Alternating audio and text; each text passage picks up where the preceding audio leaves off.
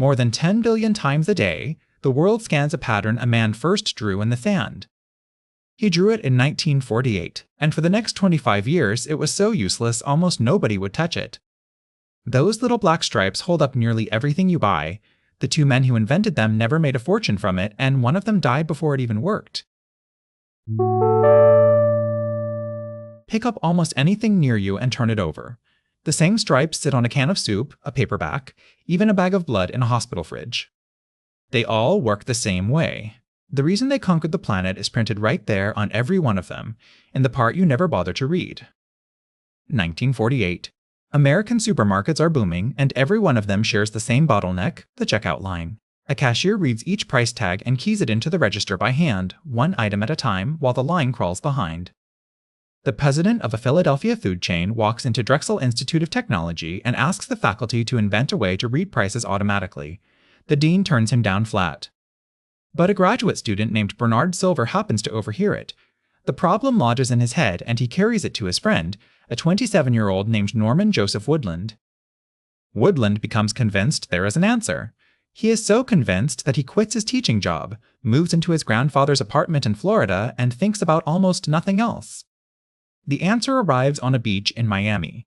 Woodland is sitting in the sand, turning the problem over when his mind drifts to Morse code, the dots and dashes he had learned as a Boy Scout. Almost absent-mindedly, he pushes 4 fingers into the sand and pulls them toward himself. The dots and dashes stretch into 4 thin and thick lines. It is Morse code stood on its end, and a machine could read the widths of those lines the way an ear reads the beeps. His first design is not a row of stripes, though. It is a bullseye of concentric rings, so a scanner could read it no matter which way the product was facing. In 1952, Woodland and Silver are granted a patent, and then, for 20 years, the world does almost nothing with it.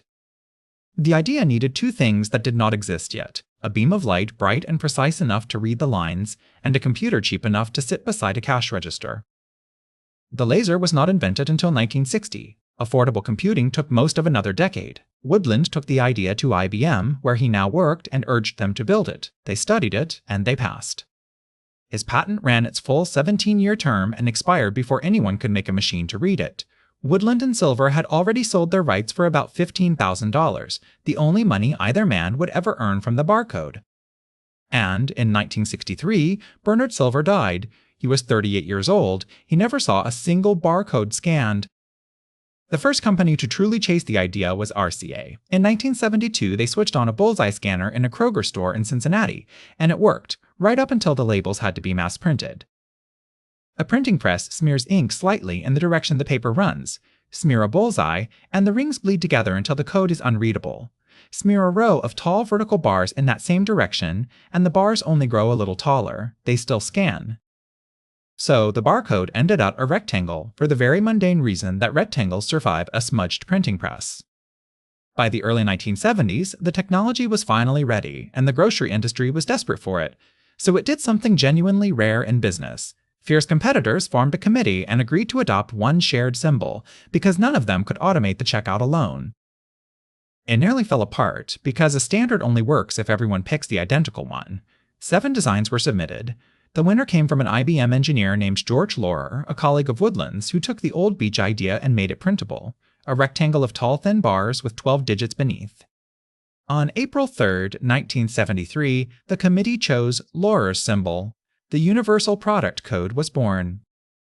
Just after 8 in the morning on June 26, 1974, at a Marsh supermarket in Troy, Ohio, a customer named Clyde Dawson lifts a 10-pack of Wrigley's Juicy Fruit gum out of his basket. A cashier named Sharon Buchanan slides it across a scanner set into the counter. The scanner beeps and reads 67 cents, the first product ever rung up by a barcode. The gum had been chosen on purpose, to prove that even something this small and cheap could carry the code. That pack of gum now sits in the Smithsonian.